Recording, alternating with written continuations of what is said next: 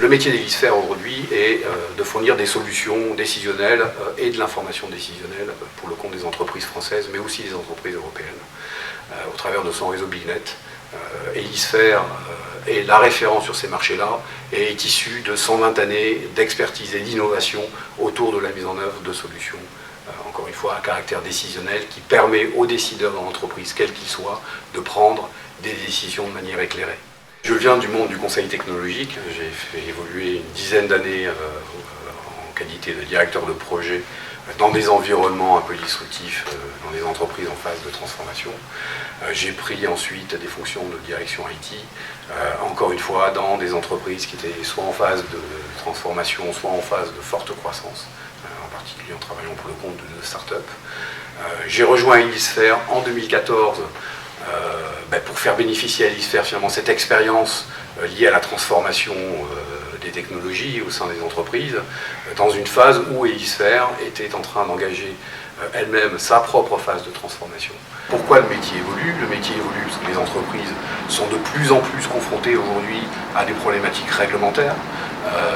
La tension internationale économique fait que les entreprises aujourd'hui ont besoin de s'auto-surveiller de manière plus importante. Donc, naturellement, ça fait aussi, bien évidemment, évoluer le métier des partenaires de confiance que nous sommes dans notre capacité à fournir au bon moment et à bon escient des solutions et des informations décisionnelles. Sur sa manière d'opérer, le métier est aussi en forte transformation, en particulier lié à l'avènement du monde du big data, ce qu'on appelle le big data, c'est-à-dire que les informations à disposition aujourd'hui sont de plus en plus importantes, sont de plus en plus massives, et à cette occasion-là, la façon d'opérer le métier se transforme également, puisque nous manipulons des informations de plus en plus importantes, et surtout, nous devons aller chercher quelles sont ces informations qui seront utiles pour fabriquer des indicateurs décisionnels pertinents pour prendre des décisions. Donc la genèse du projet Darwin est issue finalement de la donnée, encore une fois dans cette logique data-driven. Je me permets de citer une référence faite par un businessman australien qui disait « Les affaires, c'est du darwinisme, seuls les plus adaptés survivent ». Donc le métier d'adaptation, directement lié à la donnée, est absolument essentiel et est au cœur de la genèse du projet Darwin.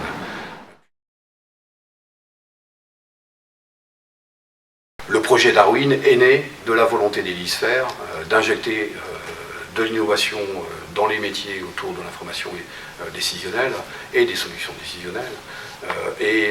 L'apport de la technologie, les réflexions que l'on a menées en matière d'apport technologique ont tourné autour de ça. On a construit, on va dire, une trajectoire d'évolution de l'offre d'Elisphère et on a recherché quelles étaient les technologies qui étaient les plus à même à répondre à cette trajectoire d'évolution de l'offre. Elisphère est organisé globalement en 5 pôles de compétences, si on doit représenter l'entreprise de manière globale. Donc le pilotage est réalisé finalement par ces 5 pôles de compétences qui se réunissent et qui de manière agile se mettent ensemble pour fabriquer cette solution Darwin. Alors déjà c'est un projet qui est un projet d'entreprise, donc c'est un projet qui est directement piloté et sponsorisé par le comité de direction. Donc je suis membre du comité de direction d'Elisphère, donc je porte au travers de ma casquette de patron de l'IT le pilotage global de ce projet-là, mais encore une fois, chaque directeur au sein du comité de direction représente finalement un des pôles de compétences que j'évoquais tout à l'heure. Donc c'est un pilotage collégial qui est opéré et directement, encore une fois, par le sponsoring du comité de direction. Ensuite, il y a une direction de projet assez classique qui est réalisée, qui est une direction de projet bivalente avec un directeur de projet côté IT et un directeur de projet côté métier. Le projet Darwin est un projet à plusieurs étages, en fait. Donc on a découpé un projet au travers d'une trajectoire. C'est un projet du point A jusqu'à son point final qui est un projet à 18 mois. L'objectif qu'on s'est fixé et la tactique d'approche que l'on a voulu avoir, c'est d'être capable à chaque étape de ce projet de créer de la valeur pour nos clients, donc d'être en mesure de faire évoluer nos solutions, de créer de nouvelles solutions à chaque étape. Le volume de données que l'on manipule, nous on n'est pas dans le monde du big data, on est dans un mode qui est un petit peu inférieur. Moi j'ai l'habitude de citer ce monde en disant que Elisphère travaille dans le monde du small big data. Nous on manipule des données de l'ordre du téraoctet. Du téra ou de la dizaine de téraoctets, on va rarement au-delà.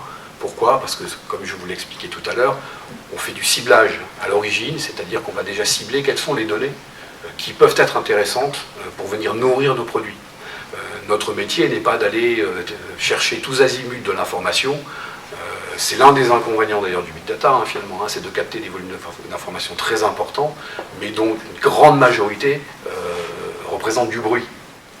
Et l'élimination de ce bruit peut souvent coûter assez cher, parce que nécessiter des efforts très importants. On est passé par une phase exploratoire à plusieurs niveaux. Au niveau gestion des compétences, et ça c'est quelque chose que l'on a réalisé nous en interne avec l'assistance de la direction des ressources humaines pour nous assurer que dans la transition et la trajectoire d'évolution des compétences au sein de l'entreprise, ces nouvelles technologies nous permettraient d'envisager en effet une trajectoire cohérente.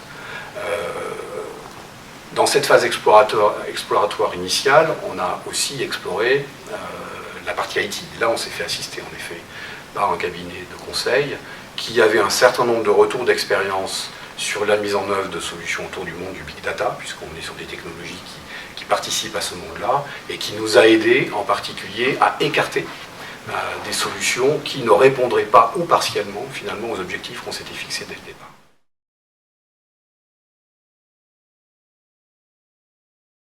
Ce qu'il faut bien comprendre, c'est que le projet Darwin est un projet global d'entreprise, et donc ne touche pas bien évidemment que les populations IT, mais touche de manière globale et transversale l'entreprise. Donc il y a trois éléments clés et trois natures d'impact direct que ce projet a généré, des impacts de transformation culturelle de l'entreprise, en particulier au travers de la fusion, du développement de l'esprit collaboratif entre les métiers de l'IT. Un deuxième élément clé, c'est que nous sommes quand même sur un projet technologique qui va délivrer des éléments technologiques qui participent à la transformation digitale de l'entreprise. Donc on a été confronté, on est confronté à la transformation culturelle de l'entreprise vers le monde du digital. Autre élément important en termes d'organisation et de compétences, je l'ai évoqué tout à l'heure, qui dit nouvelle technologie, qui dit technologie un peu disruptive, dit également alignement des compétences, donc nous assurer, qu'en interne, nous sommes en capacité de pouvoir déployer des plans d'accompagnement, des plans de formation sur les populations bien évidemment concernées pour les faire monter en compétences de façon à ce qu'ils soient opérationnels, mais également à aller chercher sur le marché, en effet, des expertises complémentaires pour nous aider, en particulier dans la phase d'apprentissage. Trois éléments clés sur les difficultés que l'on a rencontrées dans ce projet, et que l'on rencontre encore, puisque le projet, comme je l'ai expliqué tout à l'heure, évolue et continue.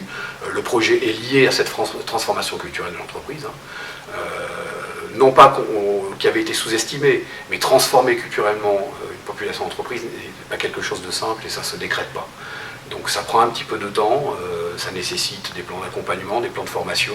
Donc ça c'est quand même un élément clé, en tout cas c'est un point de vigilance sur lequel il faut porter une véritable attention. Ce que nous avons fait, ce que nous continuons à faire, et c'est un effort de tous les jours. Le deuxième élément clé et important, qui peut être une difficulté, c'est le choix de la technologie, être extrêmement vigilant, à la maturité de la solution que l'on recherche, et deux, un élément important aussi, c'est le business model finalement de l'éditeur ou de l'intégrateur avec lequel vous allez travailler, de manière à être dans une relation le plus possible gagnant-gagnant. En particulier que le modèle économique que cet éditeur vous propose ne vous emmène pas vers des coûts exponentiels, en particulier liés au fait que vous développez votre business à partir de cette solution. Un point de vigilance, tous les DSI comprendront ce que je vais dire, c'est comment intégrer ces nouvelles technologies dans l'existant du système d'information. C'est un élément clé. Donc c'est à la fois un point de vigilance. Nous, on a eu la chance finalement d'avoir assez peu de difficultés dans son intégration, mais c'est quelque chose que l'on a embarqué dans le cadre du POC. C'est-à-dire, le POC n'a pas consisté en stand-alone à tester uniquement cet ensemble de technologies. Il a aussi consisté à tester comment ces nouvelles technologies allaient discuter avec notre système d'information et notre cœur de métier actuel. Dernier point également de vigilance tourne autour de l'architecture technique de mise en place de cette solution, mais aussi de l'architecture financière. Pourquoi des points de vigilance? Parce que là aussi, il n'y a pas une vérité, il y a un certain nombre d'éléments clés à prendre en compte, sur lesquels il faut réfléchir et constituer des matrices de décision qui ne sont pas forcément extrêmement simples.